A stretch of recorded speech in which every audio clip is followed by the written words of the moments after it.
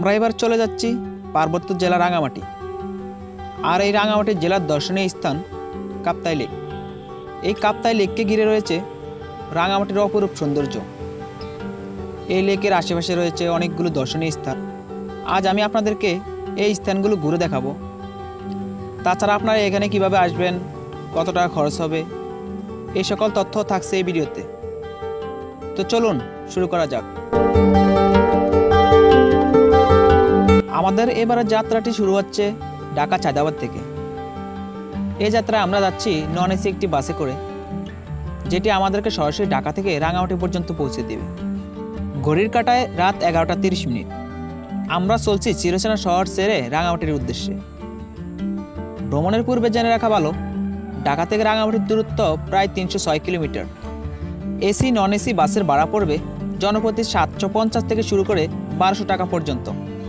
দূরত্ব বিবেচনায় সব কিছু ঠিক থাকলে যেতে সময় লাগবে 6 থেকে 7 ঘন্টার মতো। আমাদের গাড়িটি রাত 1টার দিকে কুমিল্লাতে যাত্রাবিরতি দিয়েছে।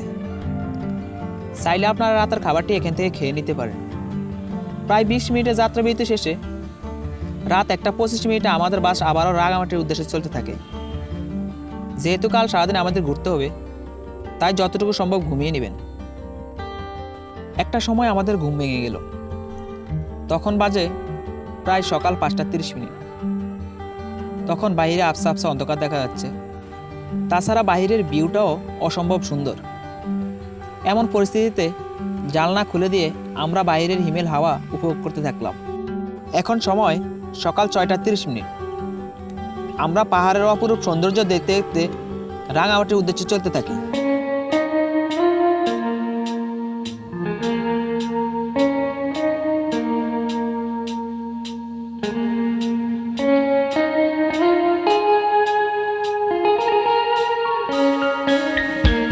আমরা রাঙামাটি কাপ্তাই লেকে এসে পৌঁছে গেলাম।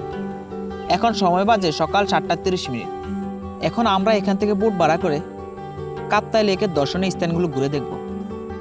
আপনারা যারা এই কাপ্তাই লেকে আসবেন, তারা একটি গ্রুপ টিম তৈরি করে নেবেন, যাতে আপনাদের বোট ভাড়াটা অনেকটা সাশ্রয়ী হয়। সবাই মিলে এখান থেকে একটি বোট ভাড়া করলাম। আমরা কাপ্তাই লেকের দর্শনীয় স্থানগুলোর দিকে ছুটে চলেছি। আপনারা এখান থেকে বোট ভাড়া নেওয়ার সময় অবশ্যই দামাদামি করে নেবেন। সকালের নাস্তা করার জন্য আমরা এখন হোটেলে চলে গেলাম। মনোরম পরিবেশে আমরা এখন সকালের নাস্তা সারব। সকালে খাবার মেনুতে আমরা রেখেছি ডিম খিচুড়ি। এখানে আমাদের খরচ হয়েছে জনপ্রতি 90 টাকা করে।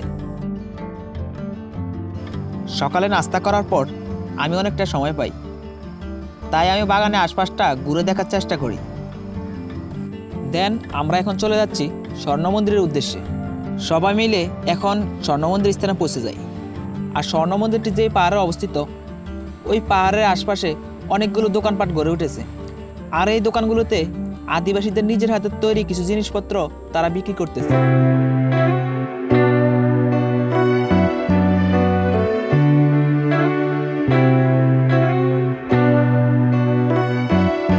আমরা সবাই মিলে এখান থেকে 10 টাকা করে আনারস কিনে খেলাম। 10 টাকায় যে আনারস পাওয়া যায়, সেটা আমরা কাপ্তাই লেক রাঙামাটিতে এসে জানতে পারি।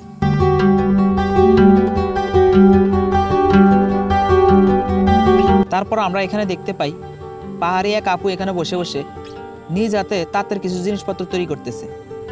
আসলে তাঁতের জিনিসপত্র তৈরি করা পাহাড়িদের আমি প্রথমবারের মতো দেখতেছি। তাদের নিখুঁত হাতের কাজগুলো অনেকটাই সুন্দর। দেন সবাই মিলে বৌদ্ধ মন্দির দেখার উদ্দেশ্যে পাহাড়ের উপরে উঠতে থাকি। এই পাহাড়টি অনেকটাই খাড়া, তাই উঠতে অনেকেরই কষ্ট হয়। অনেকটা পথ হাঁটার পর সবাই মিলে পাহাড়ের চূড়ায় পৌঁছে গেলাম। পাহাড়ের উপরে ওঠার পর আমরা অনেকটাই ক্লান্ত হয়ে পড়ি। এখন আমাদের অনেকটা প্রোটিনের প্রয়োজন, তাই সবাই এখান থেকে ডাব চয়েস করে নিই। 150 টাকায় অনেক ভালো একটি ডাব পেয়েছি, যা একা খাইতে আমাদের সবারই কষ্ট হয়েছে। আর এখানকার বৌদ্ধ আদিবাসীদের ব্যবহার অত্যন্ত ভালো, যা আপনারা এখানে আসলে বুঝতে পারবেন। ডাব নারিকেল খাওয়া শেষ করে আমরা আবারও স্বর্ণ মন্দিরের উদ্দেশ্যে হাঁটতে থাকি। সবাই এক পর্যায়ে মন্দিরের কাছাকাছি পৌঁছে গেলাম। এটাই হচ্ছে কাপ্তাই লেকের একমাত্র বৌদ্ধ মন্দির, যেটি হচ্ছে স্বর্ণ মন্দির নামে পরিচিত।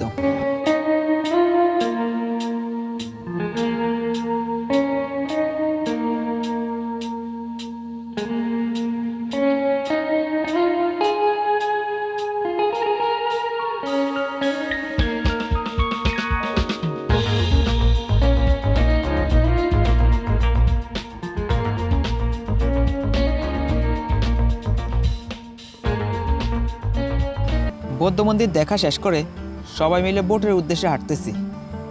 আমরা এখন আদিবাসী গ্রামের উদ্দেশ্যে চলতে থাকি। আমাদের স্বর্ণ মন্দির থেকে আদিবাসী গ্রাম পর্যন্ত পৌঁছাতে সময় লেগেছে প্রায় 20 মিনিটের মতো। আমরা আদিবাসী গ্রামে পৌঁছে গেলাম। এখন এই গ্রামটি ঘুরে দেখব। এখানে এসে দেখতে পাই পাহাড়ি আদিবাসী মানুষের জীবনযাত্রা অত্যন্ত কঠিন, কারণ এখানে যোগাযোগ ব্যবস্থা সবচাইতে খারাপ। এখানে আমরা আসার পর ফোনে কোনো নেট পাইনি। তাছাড়া এখানে চিকিৎসা থেকে শুরু করে যাতায়াত ব্যবস্থা অত্যন্ত খারাপ। এই গ্রামের মানুষগুলোর ব্যবহার অত্যন্ত ভালো। আমরা এখানে মানুষের কাছ থেকে অনেক ভালো ব্যবহার পেয়েছি। সবাই মিলে এই আদিবাসী গ্রামটি ঘুরে দেখলাম। অনেকটাই দেখার মতো জায়গা।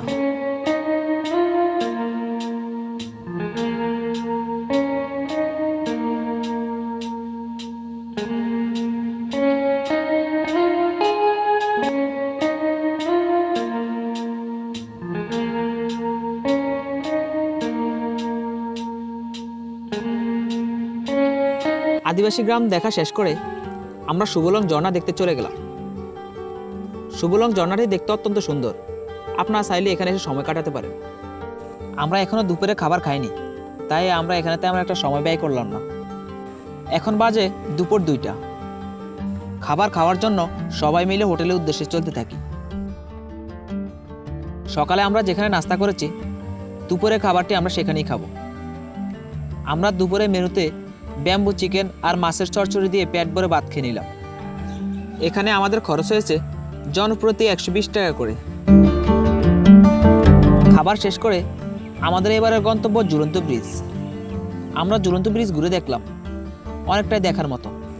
আপনারা এই ঝুলন্ত ব্রিজ স্থানে আসলে হাতে সময় নিয়ে আসবেন, কারণ এই মনোরম পরিবেশে সময় কাটালে আপনার অনেকটাই ভালো লাগবে।